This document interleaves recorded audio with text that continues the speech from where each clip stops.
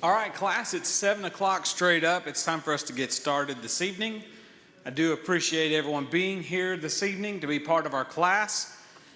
You know, the last 4 weeks we've been going over a course that we've outlined for the high school class, honestly. It's called Evangelism 101.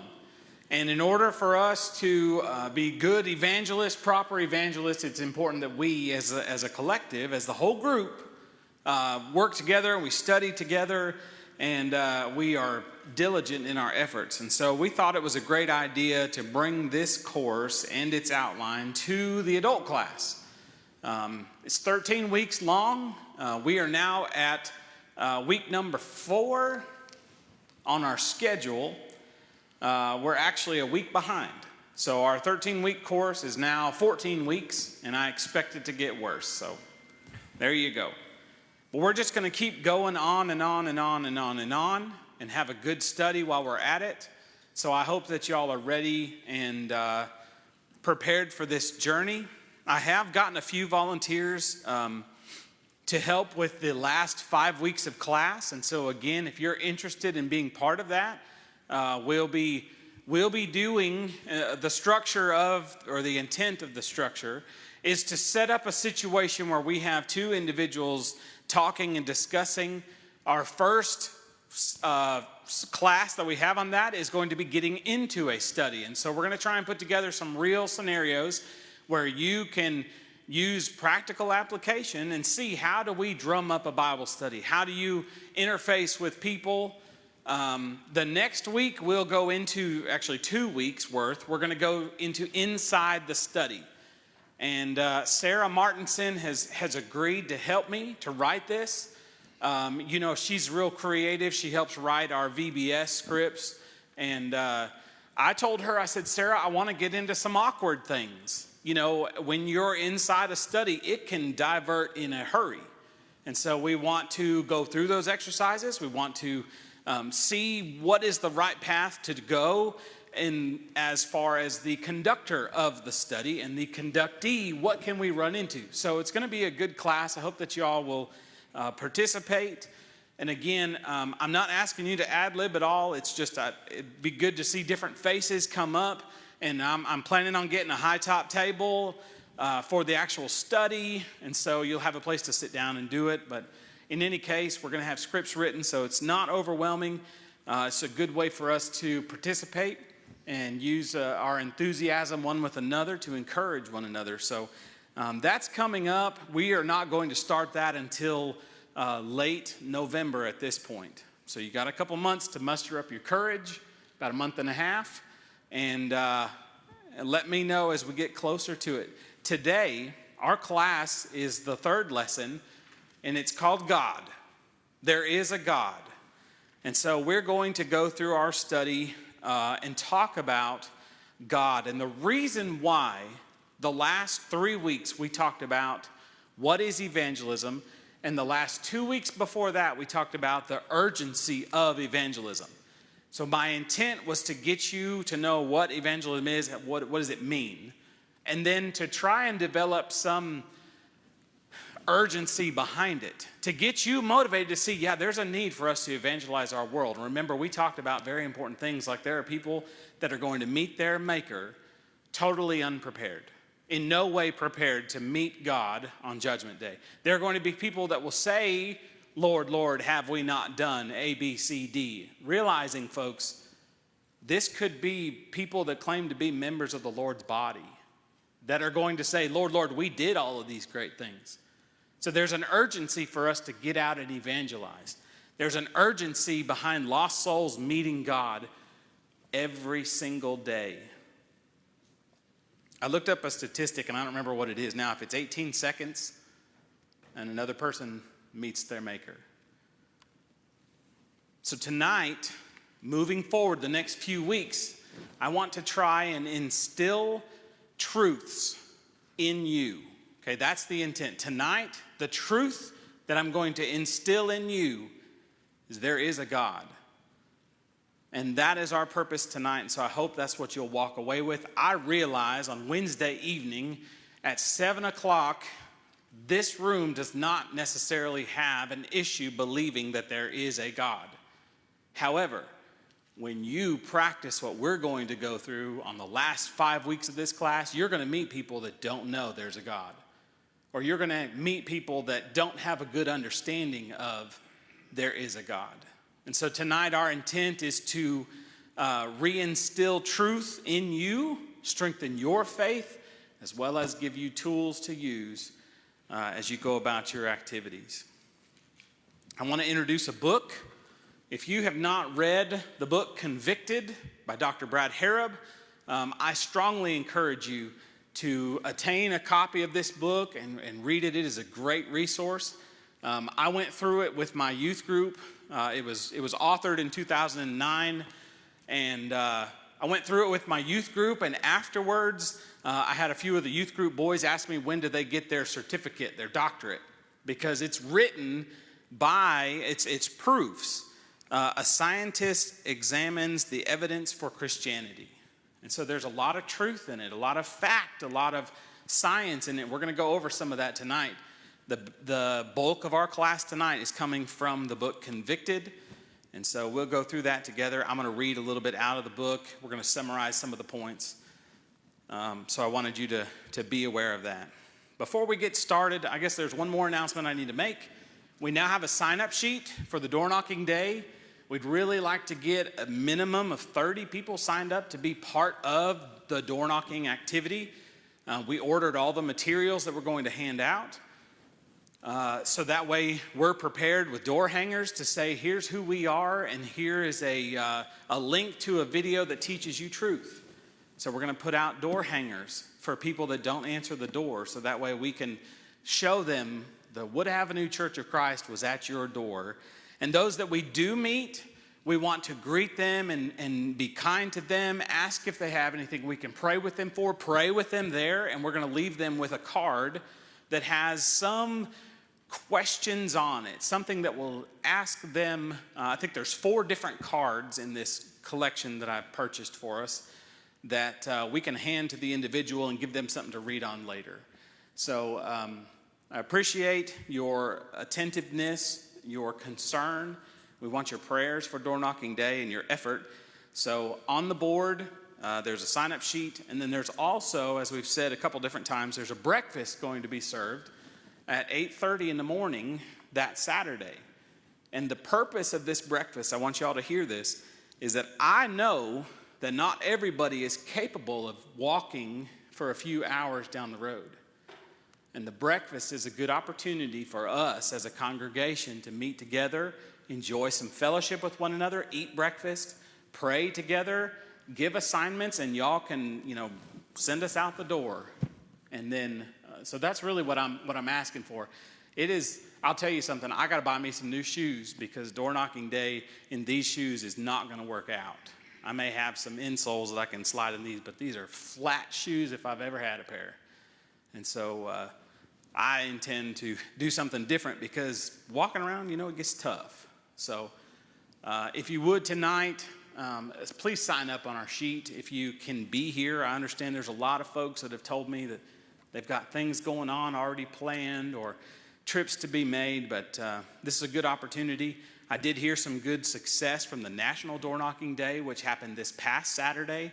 I've been seeing just a few reports. A lot of houses were knocked last Saturday. So I told the team there at House to House that we were going to be delayed a few weeks to October the 5th. And they said, fantastic, let us know, and we'll publish the results. So good things are happening, good opportunities for us all to be involved and encourage one another.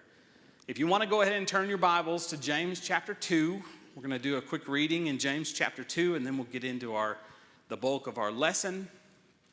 Again, I appreciate your attendance here tonight. Before we begin our reading, let's have a prayer and we'll start our class. Let's pray. Our dear God in heaven, Father, we're thankful for yet another opportunity to come together here at the Wood Avenue Church of Christ. Father, we are thankful for this Wednesday night service where we can come together and encourage one another, where we can strengthen our faith towards Thee and towards Thy Son. Father, thank Thee for the word that we have that we can read this evening, that we can study from. We pray that our faith is strong.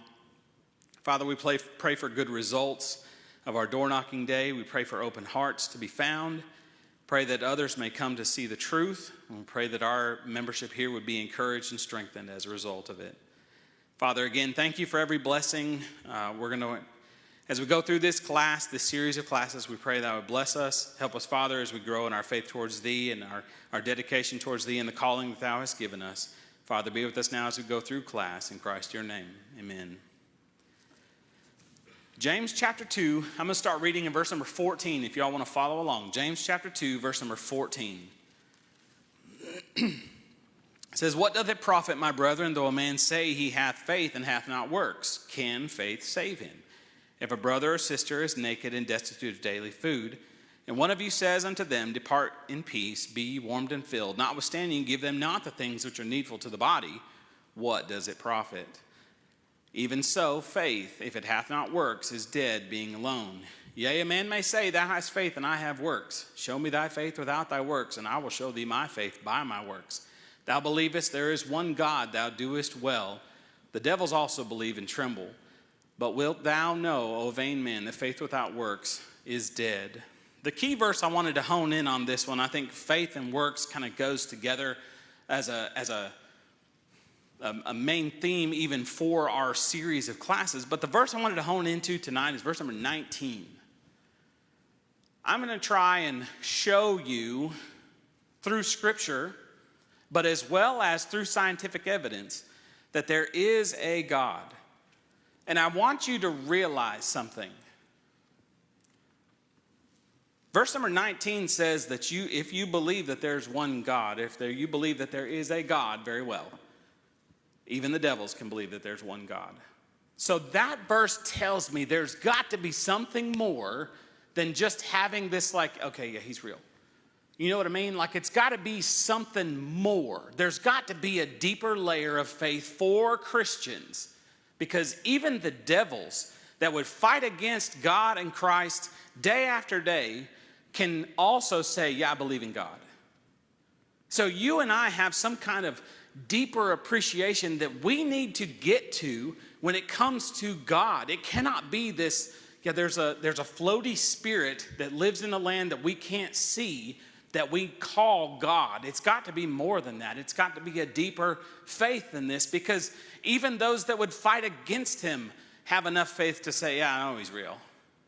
And so I wanted to bring this out, and I wanted to make you think on these things, that if we just simply have a belief, a small hindrance of a belief, we are no better than the devils themselves. Unless our faith is something very strong and deep and powerful towards our God, we are no better than the devils themselves. So I want you to think about those things and hold on to that as we go through these series. There is a God. Question is, how much do you believe that there is a God? Or do you believe at all that there is a God?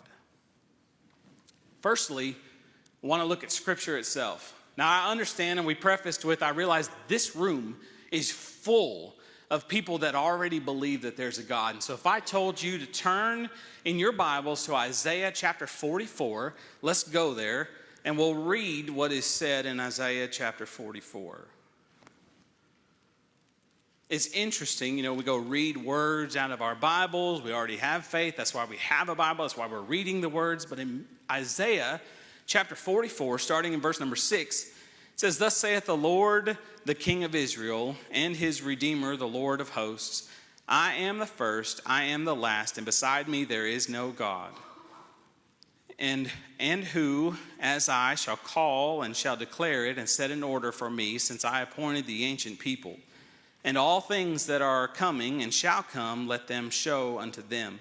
Fear ye not, neither be afraid. Have not I told thee from time, and have declared it, even ye are even my witness. There is a God besides me, yea, there is no God, I know not any." God himself proclaims, I am the one God.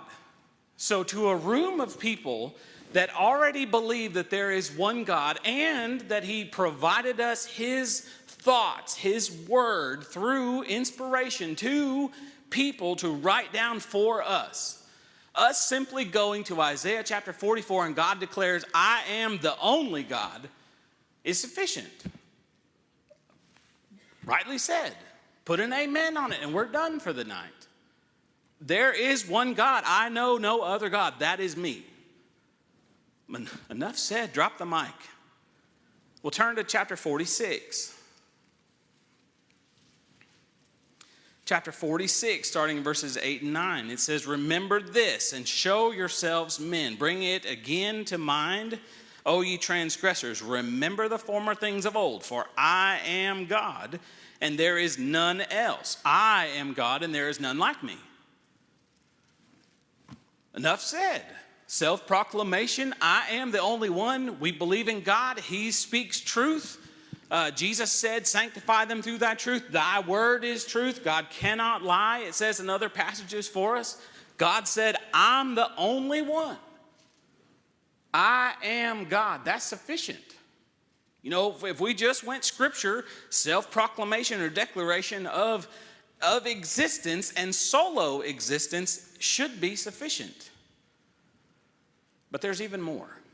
There's even more, right? We can go on and read similar passages like this where he says, I am the Lord. When you go read the instructions to Moses and the children of Israel, constantly, I am the Lord. There's another passage, I didn't write it down for us, but I was reading through it and I thought it got us off on some confusing things. But the tenets of the passages is God is challenging their idols. And he says, you know, ask your idol what's going to happen in the future. Ask your idol what happened in the past. Ask your idol what's going to happen tomorrow. He says, when did the idol provide for you? When did the idol do this for you? And he's challenging. It's quite a brutal beating. And he declares and says, I'm God and ain't none other. Enough said, right? Well, we understand that there are other proofs besides self-declaration. I think it's important to go to self-declaration, and as we build on this faith that we talked about in the beginning, self-declaration becomes sufficient based on the truths of the Bible. But in Romans chapter 1, we can turn there right quick. Romans chapter 1, there are evidences that point to God. Scripture states there are evidences which you and I can witness and see. Romans chapter 1 in verse number 20. It says, for the invisible things of him from the creation of the world are clearly seen, being understood by the things that are made, even his eternal power, the Godhead, so that we are without excuse. I want to read it from the ESV because I thought it gave a little bit simpler description, a little easier to get our minds around. It says, for his invisible attributes, namely his eternal power and divine nature, have been clearly perceived ever since the creation of the world in the things that have been made. So they're without excuse. God says, I made myself evident based on my creation. You can see everything based on my creation. As we go forward into Psalms 19 and verse number 1, it says, the heavens declare the glory of God and the firmament shows his handiwork. I don't remember, was it yesterday, the day before, Amber and I were on the phone, and it was yesterday because the rain had just started, and I said, Amber, there's a rainbow outside. So as I was driving, I faced the wrong direction, of course, to see the rainbow quickly, but she ran outside, ran around the tree, and boom, there it was. What a pretty sight. It shows the magnificence of our God, the beauty of his creation is things that we can look at. Look at Job chapter 12. I apologize. We got a lot of stuff to go over tonight, and I'm going to not rush because I don't want to rush. But we do have a lot of things to cover tonight. Job chapter 12, starting in verse number 7, and we'll read down through verse 10. It says, but ask now the beasts, and they shall teach thee.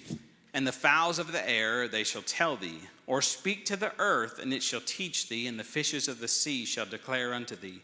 Who knoweth not all the things that the hand of the Lord hath wrought this?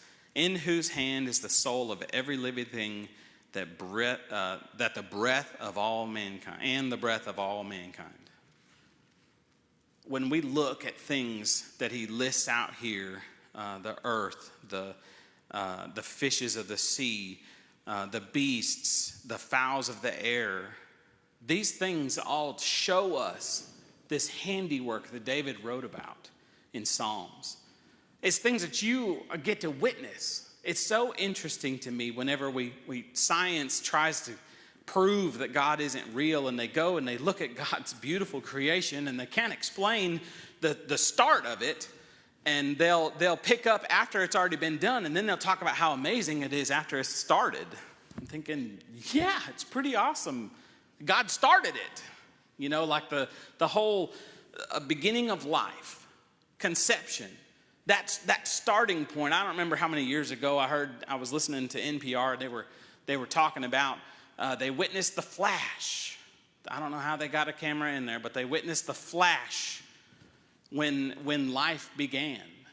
I can't prove or deny this. I heard it on the radio. It's like looking it up on the internet, I reckon. Our Bible tells us that God's creation, which we can see, is proof of his existence. But there's even deeper things that there's different ways that we can look at it. I don't want to say deeper because the Bible is as deep as we need to be, but there are outside things that we can look at that will help solidify our mind if the Bible itself isn't sufficient for you to have a good grasp that there is a God. You have to look at his creation. You have to ask these questions. And so the remainder of our class is coming out of the book Convicted. And like I said, it's a good resource. I would encourage you it's not bad to read on your own. Even though my kids said that they would get a doctorate after going through the book, it's a good study book. And it will really pump you up and convict your heart. That's why it's called Convicted. So Convicted, Dr. Brad Harrop, Focus Press, 2009 published. He goes through and lists out 7 things that you can look at to show scientifically that there is a God. And so we're going to go through those 7 things. Number 1, it says every creation must have a creator. Okay, every creation must have a creator. That's the pros. Right? There's only 3 options for how something gets here. Okay? There's only 3 options. Either it's eternal, it created itself, or it was created. We're going to focus right now on the earth itself. In order for earth to have been, or to be a creation, it has to have a creator. Okay? That's the thing we're staring at. Number 1 proof we have is the question of, is the earth eternal? Okay, science has been fighting over this, arguing over this for years. I want you to consider this. Dr. Brad Harrop says, we know today that the universe is expanding. This is a clear indication that it had a beginning. If something is expanding, what's at the middle of the expansion?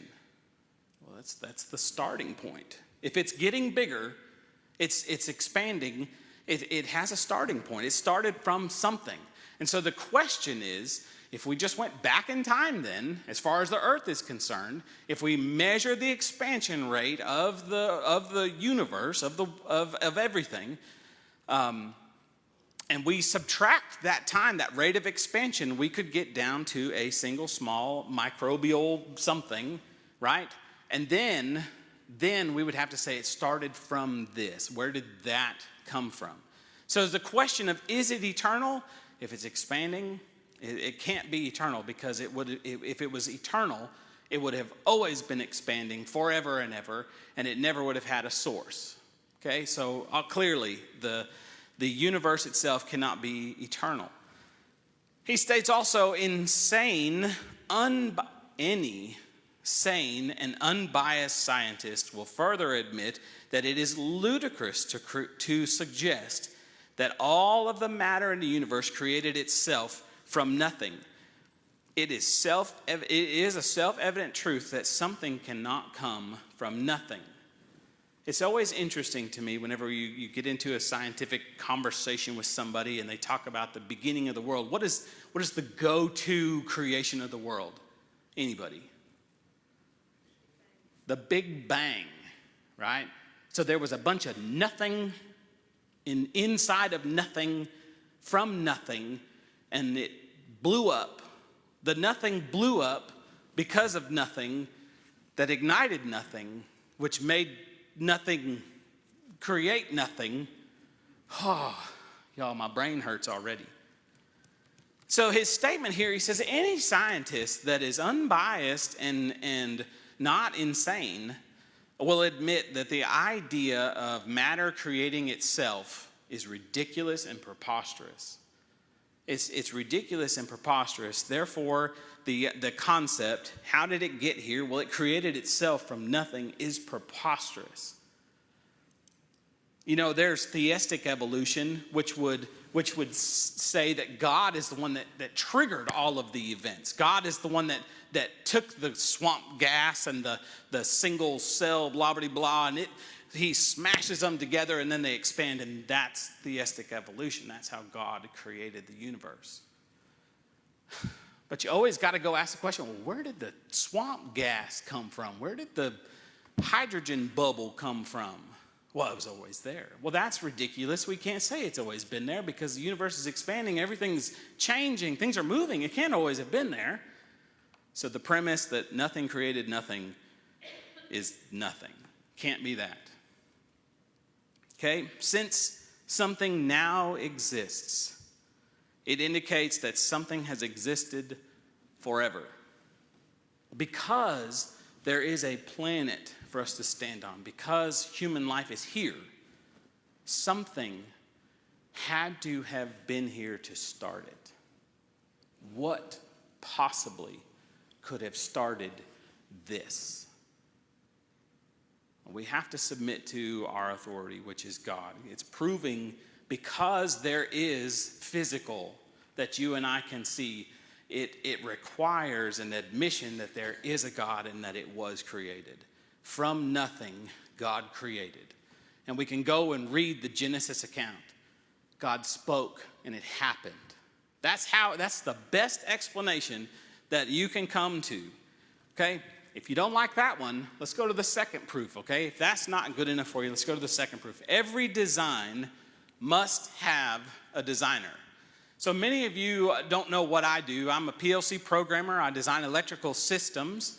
And so when a machine needs to run at a given rate or do some function, make widgets, whatever it is, my company will design all the electrical control systems, and I'll make the whiz bang bang it, and widgets come flying out the end. Okay, that's what our company does. And so there is a design process to make widgets whiz bang out. And if I don't design it properly, my whiz bang goes clink clunk and no widgets come flying out, and then everybody gets in trouble. So I have to go through a diligent process of design in order to make sure that my throughput, my whiz banging is making widgets and everybody makes money. That's what we're supposed to do. It requires a certain level of skill, to design. One would have to have superior knowledge to come up with a design. It's interesting when you go back and you look at how did we get certain things, and you see the failure rate prior to success. It's pretty awesome. No designer that's clueless has ever come out with, oh, that's perfect, right? It's always failure. What did Thomas Edison say? I didn't fail 700,000 times. I just found so many times on how not to do something, right? Isn't that his quote? Let me read this quote to you. Okay, this is from Brad Harrod as well, but he subquotes somebody. Okay, it says, if design is found in nature, then by definition there must have been a designer. As such, Nobel laureate Francis Crick, a co-discoverer of the molecular structure of DNA, admonished. And he says, biologists must constantly keep in mind that what they see is not design, but rather evolved. Now, if I had to keep reminding you, that's not a shoe. Just remember, that's not a shoe. And we're staring at a shoe, but I say, just keep in mind, it's not really a shoe. And if I have to keep reminding you and I say over and over and over again, first off, unfortunately, people start believing you. But then secondly, if I have to keep reminding you, no, it's not a shoe. It's really this. How much validity do I have in my statement that that's not really true? Well, this Nobel winner has to keep reminding biologists, what you're looking at is not design, it's evolution. You see how the argument is flawed. That's not a shoe. Don't look. It's not a shoe. I know your brain's telling you it's a shoe. It's really not. It's not really design. It's just years of evolution, compounded upon itself. Y'all ever study? Like I promise you, I'm not a scientist whatsoever. I'm thankful in my technology degree that I got. I didn't have to do much science. So I'm very thankful for that because I'm terrible at it. But it's neat to know stuff. It's neat to know stuff. And when you think about, like they're trying to tell us that it takes, survival of the fittest, that whole concept that it takes years and millions and thousands of years for something to develop and become useful, and that's why it was developed. And I remember this little microbial thing I was watching a video on one time, and it's this little oval-shaped thing, and it's got this big old tail on the back of it, and it acts like an impeller, and it like pushes the thing through. And the show was saying, it took millions of years to develop this function, this first motor inside this single cell organism. And so it took millions of years for it to grow this ability to propel itself. And I can't help but think, you know what? If I was fighting for survival and I had a bad leg, what are my chances of winning survival if I got a bum leg?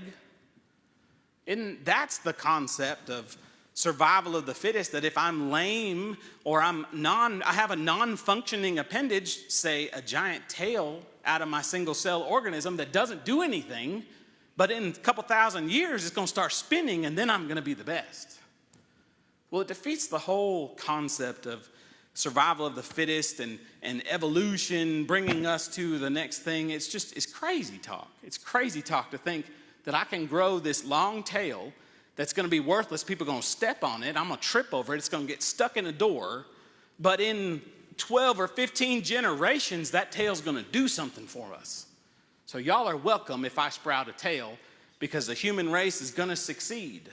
Just not yet. It's preposterous. Let me get back on point here. Consider the positioning of the Earth inside our galaxy. Pretty neat. There have to be he lists out 7 things that were perfect with regard to our Earth. Okay? 7 things. The right type of galaxy. I didn't even know there was different. Ours is the Milky Way. That is my favorite candy bar. So the right galaxy was picked. Okay? The perfect location within the middle or within that galaxy.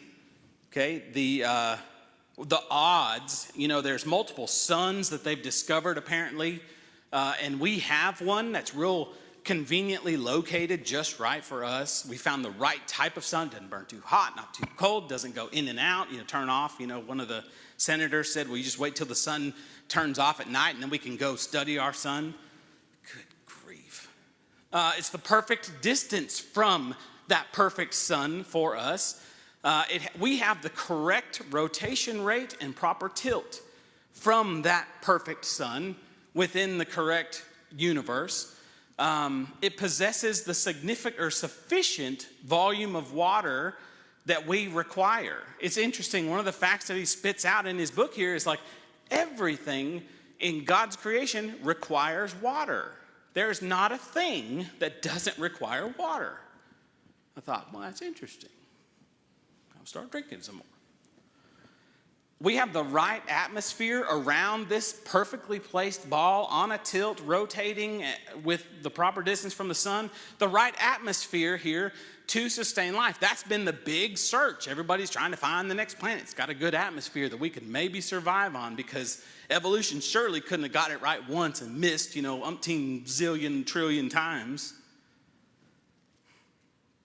Let me read this quote from 1981 Science Digest to you. It says, the Earth moves at an orbit around the sun, departing from a straight line only by 1/9 of an inch every 18 miles that it travels.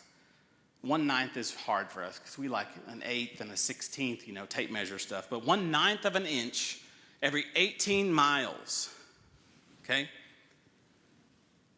If it departed by a 1/8 of an inch, we would come so close to the sun that we would be incinerated.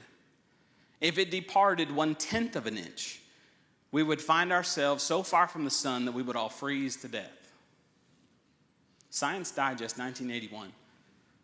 Happen chance, perfect galaxy, perfect sun, perfect planet, perfect situation, right amount of water, right tilt, right,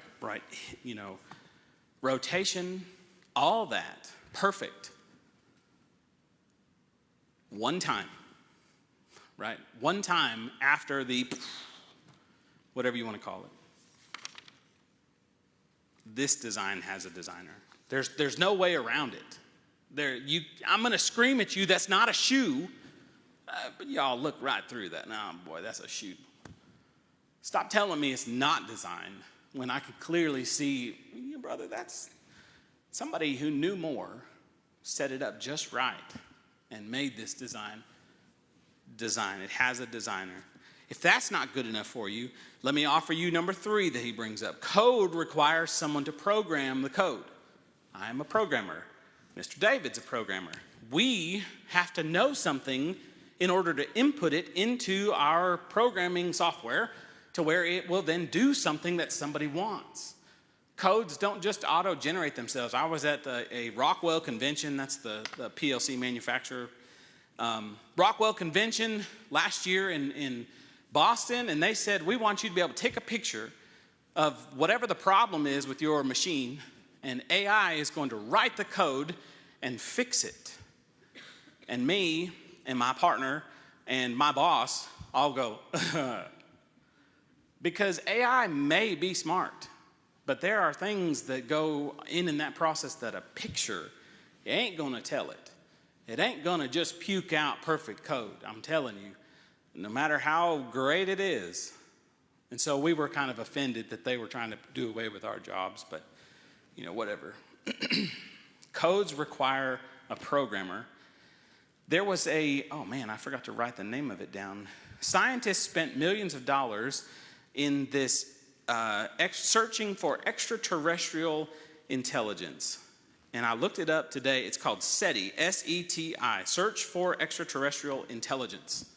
And what they have done, I don't know if y'all watch movies, but they take a big transmitter and they just shoot signals up out into the universe. They sent things like the data structure of DNA. They've sent classical music, like they've got a telescope that's running, that's broadcasting classical music. They sent binary code out into the universe, out into space, searching for extraterrestrial life, some kind of intelligence. It is interesting.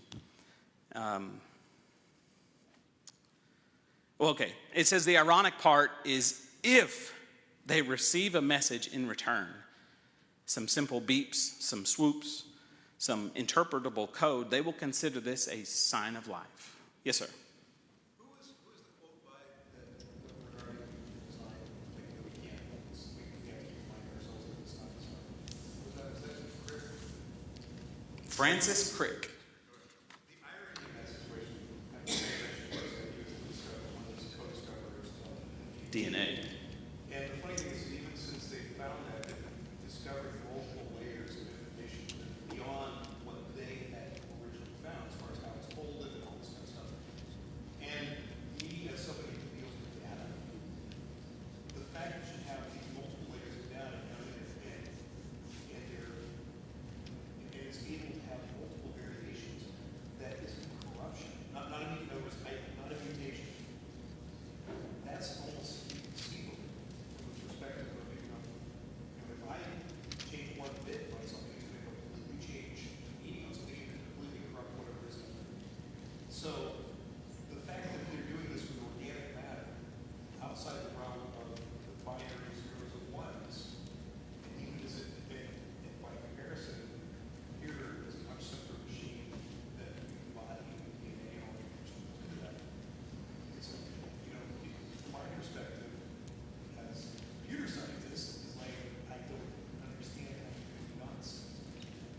So I'll try and summarize for you that didn't understand.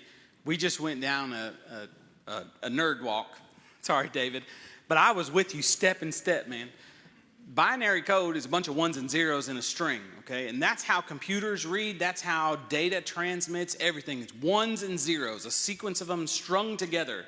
So this guy who constantly reminded people, don't see design, see evolution, is the one that mapped out and discovered the chain of DNA, the strings of ones and zeros, if you will. And the ironic thing, as David was saying, is this is layer after layer, folded of thousands and thousands and zillions of ones and zeros that make up DNA. So complex, yet it's perfect. David and I deal with corrupt data constantly. Something gets broken in the chain of ones and zeros and nothing works. That is why I have a job in the afternoons, is because some customer calls me and says, the ones and zeros aren't ones and zeroing anymore. I need you to come fix it. Okay, that's what I do. I come fix the ones and zeros. David pointed out DNA is so complex, has to have a programmer, and it's perfect. I've never in my life written a perfect code. I've spent the whole summer fixing problems in a machine that I started back in May because I didn't program it perfectly. And so every single week I'm fixing different things, but it's more not perfect stuff. DNA is perfect. Something else to point out too is not just that it's perfect, but there's also the perspective that it's self-healing. I mean, the fact that it can say, okay, this is damaged, that's where you get cancer from, is damaged DNA. There's an argument. Anyway, in any case, basically whatever it is, it causes the cells to mutate and corrupt. And in a healthy body, cancer cells are discovered, rooted out, but in a non-healthy body, it allows it to continue to grow. But my point with all that is that there's that replication process that says, oh, hey, this DNA is wrong. Because I can compare this DNA and I can see that it doesn't match. And it's just that's built into the body. I mean, like you're talking about, like sometimes I compare two files and look and see, okay, where did this change? And the fact that that's built into the body, it says to me, this isn't matching up. How is it not a case for this? It's all true. I mean, so DNA in and of itself should show you that there is a God. There's a creator. There's a programmer that wrote that. Okay? Scientists are going to look for, some kind of blip of something to come back to say there's intelligent life out there, yet we have this awesome program inside us called DNA that somebody had to write. And if that's not intelligent life and not just a bang that happened, I don't know. If that's not good enough for you, laws require a lawgiver. You guys know the laws of thermodynamics, right? You know the laws of motion, the laws of gravity. Some guy came up with this thing and said, you know what? If I throw an apple up into the air, it's going to hit me in the head. And he said, I'm going to write a law that says from now on, when I throw an apple up in the air, it's going to come down. So he created gravity. Bam, just like that, right? That ain't how it worked, man. Somebody labeled what God did. He said, we're going to call this phenomenon that God created the law of gravity. I wrote it down for you if you wanted to see. Any particle or matter in the universe attracts to any other with a force varying directly as the product of the masses and inversely as the square of the difference between them. That is the law of gravity. And what I wrote down to summarize it, Earth pulls us down so we don't float away. And you can calculate it, okay? There's a force. I wrote down the three laws. Technically, I guess there's a fourth law of motion. Objects that remain in rest, they'll stay in rest. Or if they're in a constant line, they'll stay in a constant line at a constant speed unless acted upon by an outside force. Acceleration of an object depends on the mass of the object, the force applied to it. And whenever one object exerts a force upon another object, the second object exerts an equal or an opposite force to that first object. Y'all are scientists now, and I'm so proud of you. Laws require a lawgiver. Somebody figured out what to call it, and they called it gravity. The law of motion was assigned a name to it because God already created. Somebody just observed what God did. If the laws, who came up with it? Somebody developed this idea. I've always wondered why God chose to make us shake when we get cold. Why not, like, a fan kicks on inside and, and we warm up. Much better, right? But God said, no, I'm going to make your molecules wiggle back and forth, trying to warm up your body. I'm going to make little pimples on you to stand up. I don't know what they're for. God does. He created them, right? So there's all kinds of laws that we've labeled and identified that are from somebody. Somebody figured it out. Well, that somebody was God. The law of cause and effect is a proof of God. The law, or the fact that we have morals, why we don't eat our children, shows that there's a God. And it says communication requires a communicator. Remember, if your belief in God is substantial, the devils also believe and they tremble. So if your belief in God is not something that is true and strong, then we got to work on that. You need to open your eyes, take a look around. Why did David write that the firmament shows the handiwork? Because it does. Because his creation, all of these things that we've been talking about, show that there is a God. I appreciate your attention. We'll see you all next week.